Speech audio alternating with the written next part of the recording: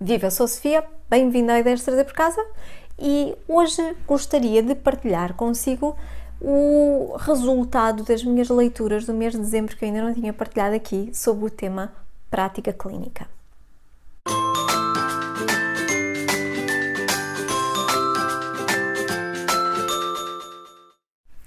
Este era o tema que tinha definido para o mês de dezembro do projeto 2017. Eu já fiz aqui inclusivamente o balanço do projeto e ainda não tinha partilhado, tinha-me esquecido, devo confessar, as leituras, o resultado deste mês de leituras, não é? Então, foi assim lá mais para meio, por aí, ou já passava de meio do mês, quando eu iniciei as leituras do mês e vi alguns vídeos. E então do que eu vi foram vídeos sobre mindfulness e a promoção do envelhecimento, sobre a atitude da gratidão, sobre de Deepak Chopra, eu já vou aos autores, sobre a auto-hipnose, sobre REBT, Rational Emotive, a terapia comportamental, racional emotiva, sobre vidas passadas, hipnose, atendimento, mas aqui em clínica, regressão, autoconhecimento, análise, solução de problemas, estados emocionais, a lei da atração, mas tudo isto aqui englobado neste tema de prática clínica, neurotransmissores, panorama social, medos, sintomas, Percursos do Ser.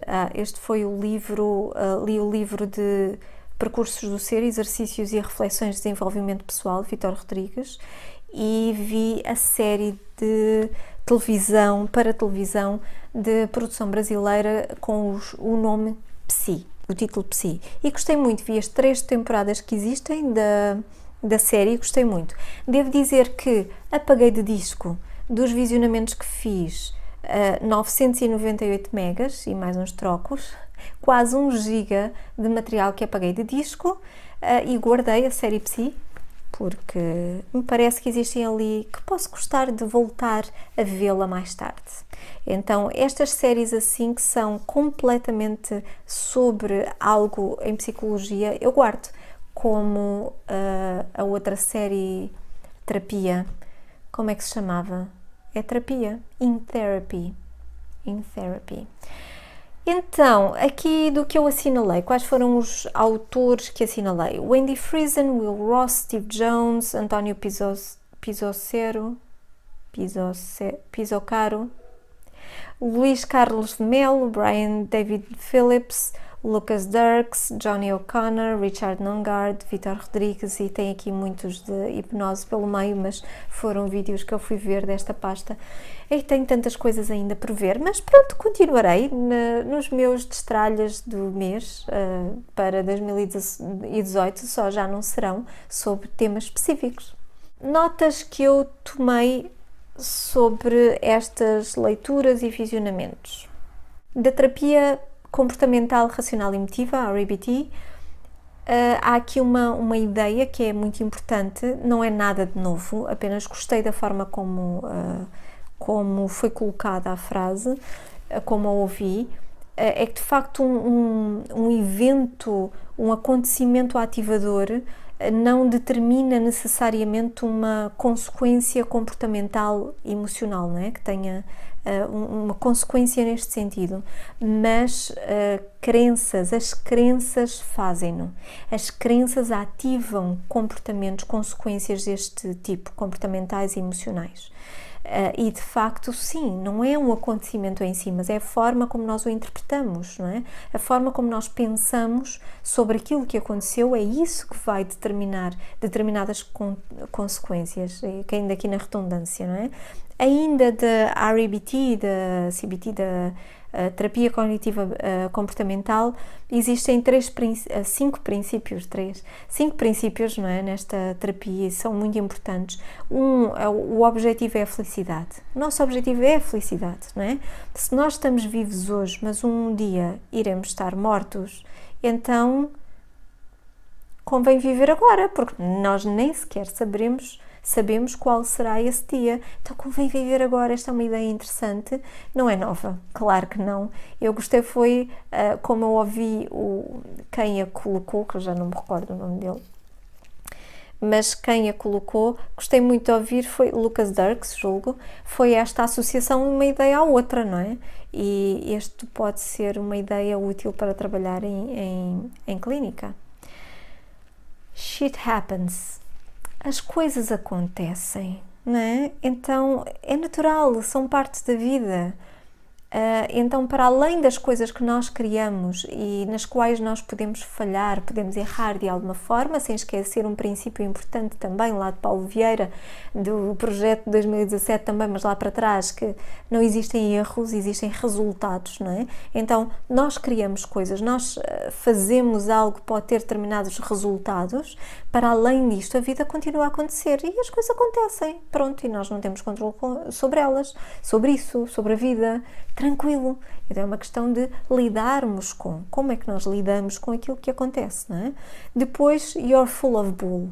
É um outro princípio, eu achei piada, uma vez mais, a forma como é colocado, mas isto para dizer que existe algum nonsense, existem algumas ideias que nós temos que não são verdadeiras, elas são bullshit, nonsense, elas são ridículas até, são crenças erróneas que nós temos, mas nós apegamos-nos a elas de tal forma, até podemos racionalmente identificar como erróneas, não são verdadeiras, mas estamos de tal forma apegados a elas que continuamos a agir de acordo com elas, a pensar de acordo com elas, a sentir de acordo com aquelas ideias. Então é importante manter isto em mente também e trabalhar esta ideia da forma como for adequado. A verdade irá libertá-la. Esta também é interessante porque desmontar estas crenças erróneas, ou seja, alcançar aqui a liberdade quanto a estes pontos na nossa vida, irá libertar-nos destas crenças, porque estas crenças são limitadoras, elas condicionam a nossa vivência, e então a verdade libertar-nos-á. E um outro ponto é persistence pays off, e a persistência de facto compensa. Nós precisamos de trabalhar para, não é? É preciso muito trabalho, é preciso muita prática, mas é compensador.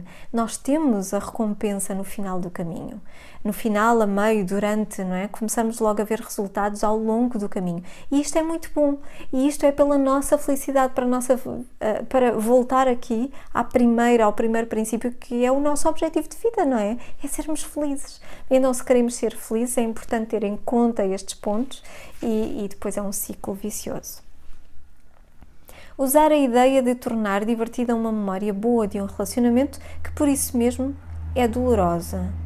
Usar o riso e torná-la apenas divertida. Ou seja, é uma ideia interessante para trabalhar em clínica, que é feito de outras formas também. Para um relacionamento pode ser útil, por exemplo, um relacionamento acabou e há memórias boas que a pessoa tem daquele relacionamento e por isso mesmo, por serem memórias de momentos bons, porque a pessoa está num ponto quanto àquele relacionamento que terminou que não gostaria de estar, por exemplo, gostaria de ainda continuar com aquele relacionamento, por isso mesmo esta memória, em vez de ser simplesmente uma boa memória, é uma memória dolorosa, traz dor também. Então podemos trabalhar para tornar esta memória, uma vez mais, apenas uma boa memória, torná-la apenas divertida. O método de análise e solução de problemas. Um problema é uma oportunidade de melhora de um processo, sem dúvida.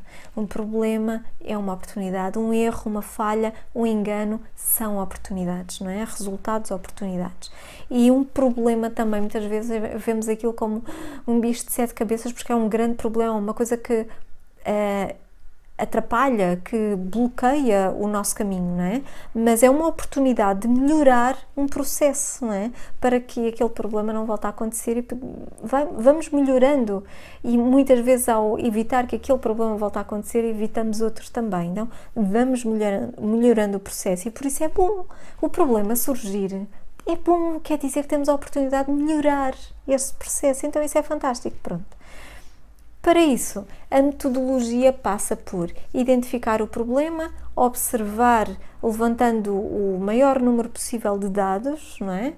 Existentes, analisar corretamente as causas possíveis e fundamentais que levaram a esse problema, não é?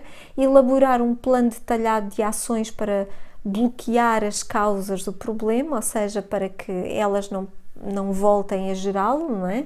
Efetivar o plano, que é importante, não é só pensar, aquilo precisaria de ser feito, é preciso fazer, e verificar a eficácia do plano para ver se solucionou, não é? Em caso afirmativo, padronizar o processo. Isto é muito importante.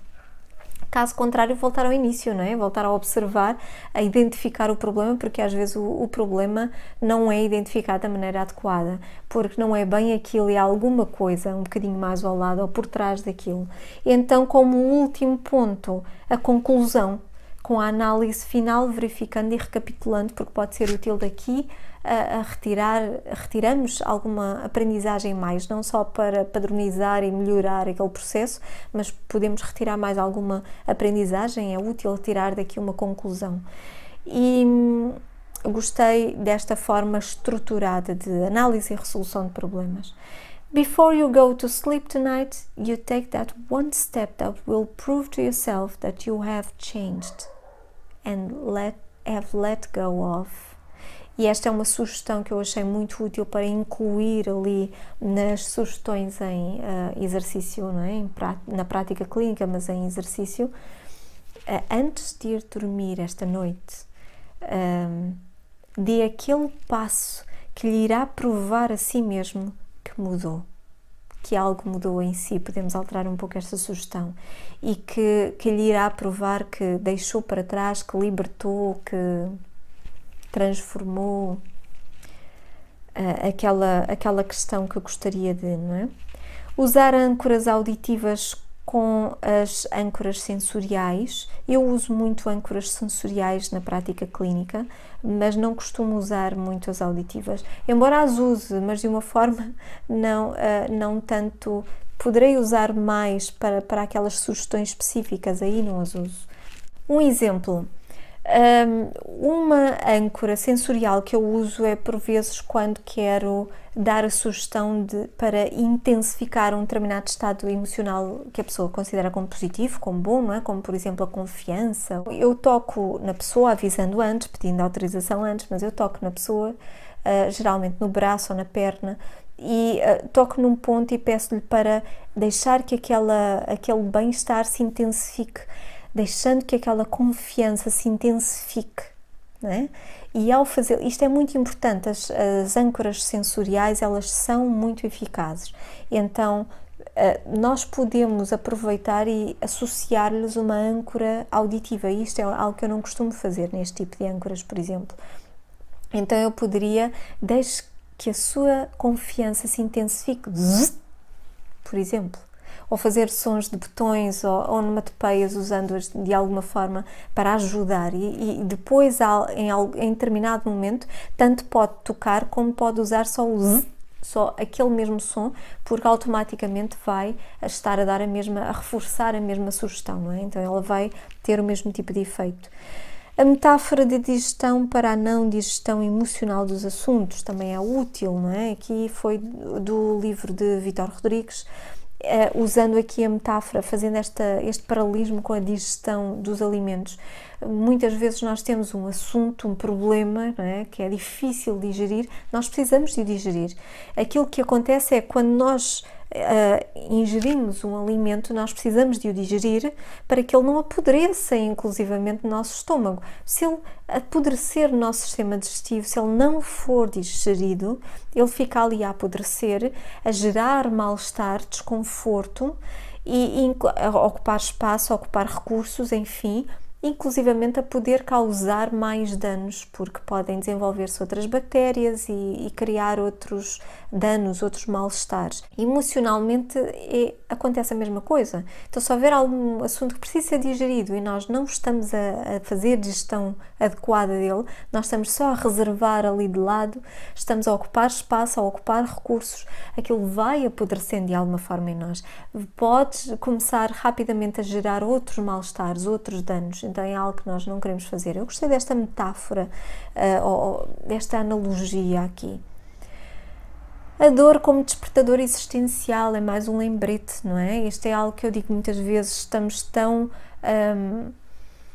confortáveis no nosso sofazinho, podemos ter muita sede, mas não nos levantamos porque estamos tão confortáveis e tão familiarizados com aquele pedaço ali no sofá, que às vezes é preciso que a vida venha ter connosco e nos dê uma valente cacetada, nos manda o sofá ao chão, que é para nós precisarmos, para nós termos de nos levantar, sentirmos essa necessidade de o fazer, porque mais ninguém o poderá fazer por nós, não é? Então, enquanto alguém o fizer, fantástico e maravilhoso, deixamos andar. Enquanto der, nós deixamos andar, seja o que for. Quando a vida vem e nos dá um empurrão, daí não há volta a dar e nós precisamos de o fazer pelo nosso pé, precisamos de nos levantar uma vez mais. Então, as dores podem ser vistas como um despertador existencial, é porque nós estamos parados, nós estamos adormecidos naquele momento há já muito tempo e precisamos de nos mexer. Então, toma, vá, acorda, não é? Pronto. Às vezes, os sinais para acordarmos estão lá, às vezes não, eles estão sempre lá. As nossas emoções são sinais, estão lá. Desconfortos físicos são sinais que estão lá. E muitas vezes nós fazemos vista grossa a estes sinais porque estamos tão confortáveis a não lidar com determinada coisa ou a não queremos lidar com aquilo que acabamos por despertar apenas quando a dor é muito forte, não é? A morte como parte do processo de renovação da vida. Pronto, uma vez algo mais que, como lembrete, a forma como foi colocado, apenas porque isto me faz lembrar algo que é muito útil. Pronto, e que aqui levaria a outras considerações. Mais, um estado de abertura mental ao espaço entre pensamentos, entre sentimentos, entre sensações. Foi uma definição que Vítor Rodrigues fez deste estado meditativo, não é? Este estado, eu achei muito interessante, é de abertura mental ao espaço entre pensamentos, entre sentimentos e entre sensações. Eu gostei muito desta ideia, a forma como ela colocou. Aceite tal como se apresenta o que quer que se apresente, em que sem que haja aceitação nem rejeição, sem precisar, no fundo, de avaliar o que quer que seja, a sensação, o pensamento, a emoção, não é? Então, aceite tal como se apresenta aquilo que percepciona, sem que haja necessidade sequer de aceitar ou de rejeitar aquilo que percepciona no momento. E esta é uma ideia que eu tenho usado muito, inclusivamente, mas colocada desta forma, gostei muito. Ressentimento é ressentir, voltar a sentir. Sentir uma vez mais. Foram todas as notas que eu tirei aqui destas leituras e destes visionamentos no mês de dezembro que saíram assim. Uma vez mais, nada disto é novo, mas a forma como foi colocado, de alguma forma, achei que poderia ser útil aqui e assim também e como lembrete para mim, para a minha prática clínica. Espero que daqui possa servir-lhe algo. Deixa abaixo nos comentários o que chamou mais a sua atenção desta partilha.